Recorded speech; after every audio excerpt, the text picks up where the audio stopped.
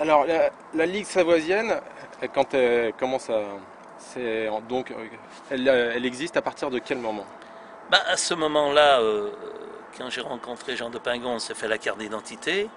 Alors j'ai dit, moi, pour faire connaître le mouvement, hein, qui n'existait pas encore vraiment à l'époque, il faut faire des réunions. On s'est mis d'accord avec Jean de Pingon, on a fait un tableau ensemble et on a démarré les premières réunions de la Ligue savoisienne. Il y en a une qui était non officielle au départ, qu'on a fait à Faverges, c'était une toute petite réunion, mais la première réunion officielle a démarré à Fesson-sur-Isère en Tarentaise. En Tarentaise. Et de là alors, a démarré vraiment la Ligue savoisienne. À cette première réunion, À cette première réunion, Jean de Pingon parlait de l'histoire et moi je parlais de la Ligue savoisienne. Et puis les gens adhéraient, prenaient leur carte d'identité. Et parti de là, on a parcouru la Grande Savoie pour faire des réunions un peu partout. Et puis c'est vite monté, la température des Savoisiens a vite monté. Il y a beaucoup de gens qui adhéraient dans nos réunions, ils prenaient leur carte d'identité, les plaques de voiture, etc., etc. Et on est passé à faire des salles de 600-700 personnes, comme c'était le cas quand on a fait une réunion à Frontenex, pour passer ensuite dans des salles de 1000 personnes. On arrivait à réunir des réunions de 1000 personnes. Aucun parti politique en Savoie pouvait réunir autant de monde que nous. alors à partir de ce moment-là, quand vous réunissez autant de gens, comment ça se passe? Bah, disons qu'on avait monté une structure après, parce qu'il y a tellement de choses à dire là-dessus. Moi, j'abrège un peu, hein. On a monté une structure, on a monté un bureau. Moi, j'étais le président de la Ligue savoisienne. Après, Jean de Pingon a voulu faire rentrer Abeille, secrétaire général. Puis après, il y avait un trésorier, Cavalier, qui est décédé à l'heure actuelle. Et puis on est parti faire nos réunions tous les trois, comme ceci, quoi. Voilà. Chacun prenait sa parole, au point de vue, chacun avait sa phase de parole déterminée. À l'époque, donc la Ligue savoisienne, c'est quoi votre mot d'ordre, Ben, votre discours? c'était la Savoie libre. C'était la Savoie libre, tout simplement. Refaire renaître l'État souverain de Savoie, tout simplement.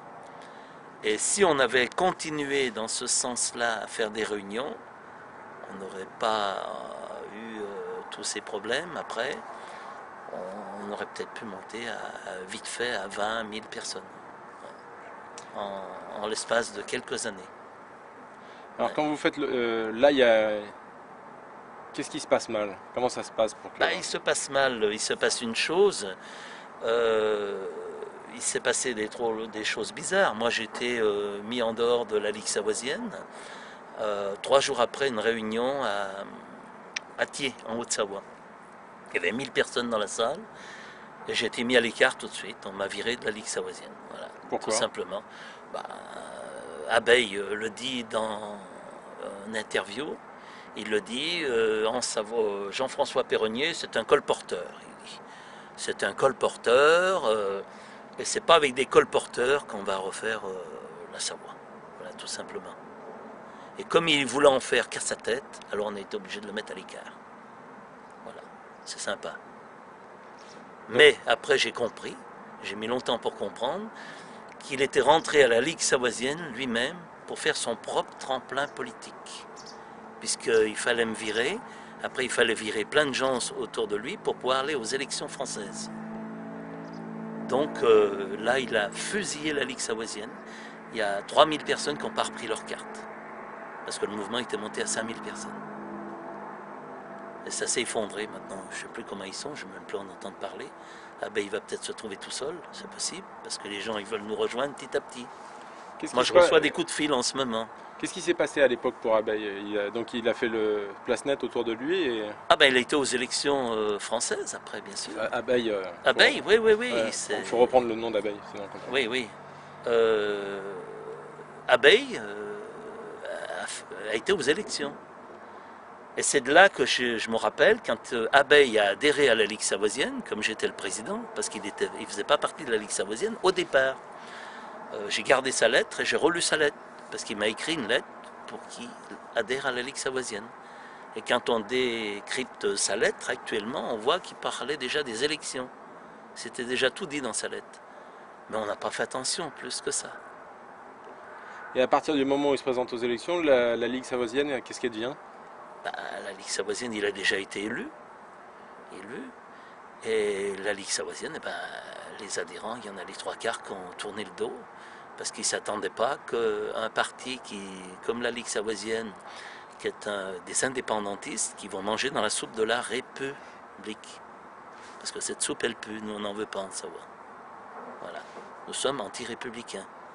Comme la République est une dictature d'État, on ne veut pas de dictature républicaine en Savoie. Alors, tu peux changer la valeur?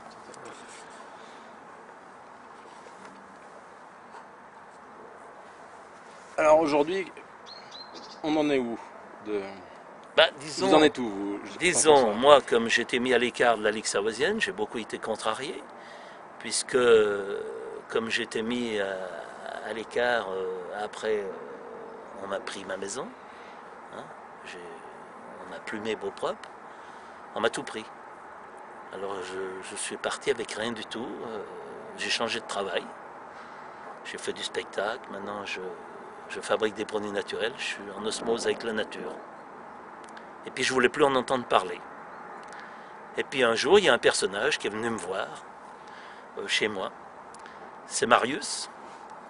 Marius, en connotation certainement avec d'autres personnes. Et il m'a demandé si je voulais reprendre le combat. Alors moi j'ai dit oui, sous certaines conditions. Certaines conditions. Ça aille de l'avant. Qu'on ne se mange pas le nez entre nous. Voilà. Alors on a fait une première réunion à Moutier. Et puis j'ai vu que cette réunion c'était plutôt mou, disons. Et j'ai rencontré des gens autour de moi qui avaient envie de faire quelque chose. Alors j'ai dit, il faut aller de l'avant. C'est pour ça qu'on a fait une première action. On a commencé à coiffer des radars. Voilà. Et coiffer des radars, sans casser rien du tout. C'était même très très joli, hein, un carton mis sur des radars. Pour pas qu'ils prennent froid, vous savez, parce qu'ils vont prendre froid cet hiver, les radars. Hein. Et on a coiffé des radars 2 dimanches. On a coiffé des radars sur Savoie et Haute-Savoie. Alors c'est sûr que ça plaît aux automobilistes. Ils s'arrêtaient, on est applaudis, tout ça. C'est à refaire. Hein. C'est à refaire. Mais pour le moment, on a autre chose à faire. On va faire plein de choses intéressantes. On est en train de se préparer pour l'année prochaine. Parce que l'année prochaine, il y a le 150e anniversaire de la Savoie. Et quand on voit que sur les journaux tels que le Dauphiné l'autre jour, quand on voit la mairesse de Chambéry qui dit ceci, les Savoisiens n'ont même pas peur. Est-ce qu'ils ont peur de nous? Nous, on n'a pas peur d'eux. Qu'est-ce qu'ils veulent dire par là? Ça ne tient pas debout. C'est pas... Moi, je les trouve très peu évolués, ces gens-là. Pourtant... On croit qu'ils sont intelligents, sont-ils instruits, mais le reste, c'est à voir.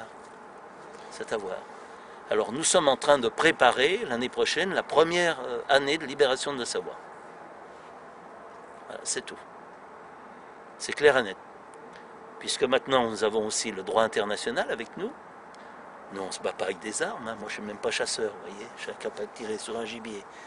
Alors, on se bat avec nos armes juridiques. Est-ce que vous êtes des terroristes?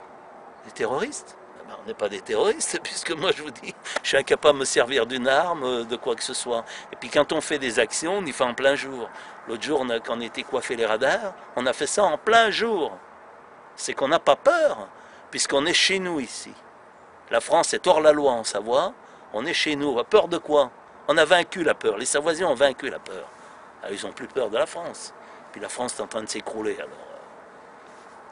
Alors ce droit international, vous pouvez nous en parler un petit peu?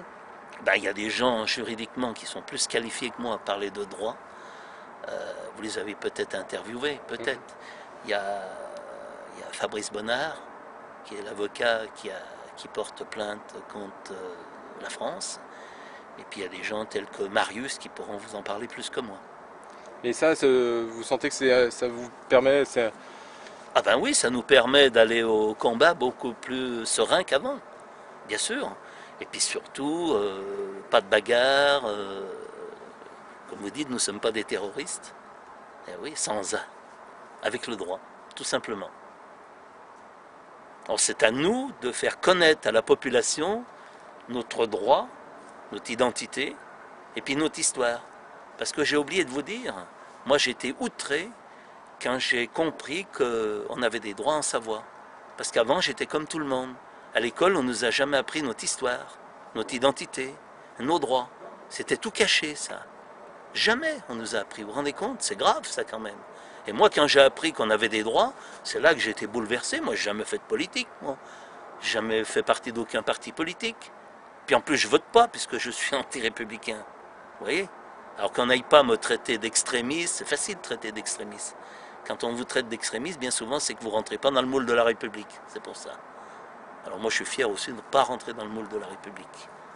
Voilà. Alors ça vous bouleverse, vous apprenez votre histoire, vous apprenez vos droits. Et en plus on vient d'apprendre tout récemment, la France n'a pas déclaré à l'ONU article 44, etc. etc. Comment, Alors ça devient grave. si on parle d'histoire, comment on vous a appris l'histoire à vous? L'histoire, on a appris l'histoire de France. L'histoire de Savoie, on n'a jamais rien appris. On nous a simplement dit que bon, il y avait le duc de Savoie était roi d'Italie, c'est tout. On nous a jamais appris notre histoire. Et nos parents et nos arrière-grands-parents ne connaissaient pas l'histoire aussi, ça a tout été caché. Comme une amnésie un peu? Ah bah attendez, vous vous rendez compte? Moi j'aurais pas perdu aussi mes grands-parents à la guerre de 14-18. C'est un génocide savoisien. On n'était pas obligé de servir sous les drapeaux français. On a violé aussi la neutralité de la Savoie. On a violé la petite zone franche, la grande zone franche, etc. etc. C'est pour ça qu'en 1997, quand j'étais mis à l'écart de la Ligue savoisienne, avec une quinzaine de Savoisiens, j'ai fait des douanes entre la Savoie et la France, et j'ai fait des douanes entre la Suisse et la Savoie, à Bardonnay. On l'a fait plusieurs fois. Voilà. Moi, personnellement, j'ai remplacé les douaniers pendant 20 minutes à Bardonnay. Les douaniers étaient dans les guérites, parce qu'ils sont hors la loi. Ils ont été condamnés le 7 juin 1932, pour n'avoir pas respecté les zones franches. Alors quand on apprend tout ça, après on a envie de faire des douanes partout, entre la Savoie et la France. Un jour, je me suis installé avec des amis aux Marches, à la borne, entre la Savoie et la France. Ça a été filmé par la télé à l'époque, 8 Mont Blanc, je crois. Ça a été diffusé sur les ondes un peu partout. C'est peut-être des choses à refaire. Et aujourd'hui, vous avez envie de faire quoi? C'est quoi votre volonté? Ben, notre volonté, on va préparer plein de choses dans les mois à venir pour faire connaître nos prochains mouvements. Parce que maintenant, il va y avoir beaucoup de mouvements qui se mettent en place pour la Savoie. Il y en a déjà à peu près, pas des mouvements, des groupements. Des groupements. Vous avez par exemple Savoie Réveille-toi, vous avez les femmes de Savoie, vous avez le Réveil de Savoie, vous avez, j'ai oublié les noms, on est une dizaine déjà. Il va y avoir peut-être une trentaine de groupements avant la fin de l'année. Et vous pensez que c'est possible de fédérer tous ces... Ben, bien sûr, bien sûr. Bien sûr, parce que chaque groupement va s'occuper de quelque chose bien déterminé. Ah, merci. Voilà. On pourrait parler de la Savoie pendant des jours et des jours.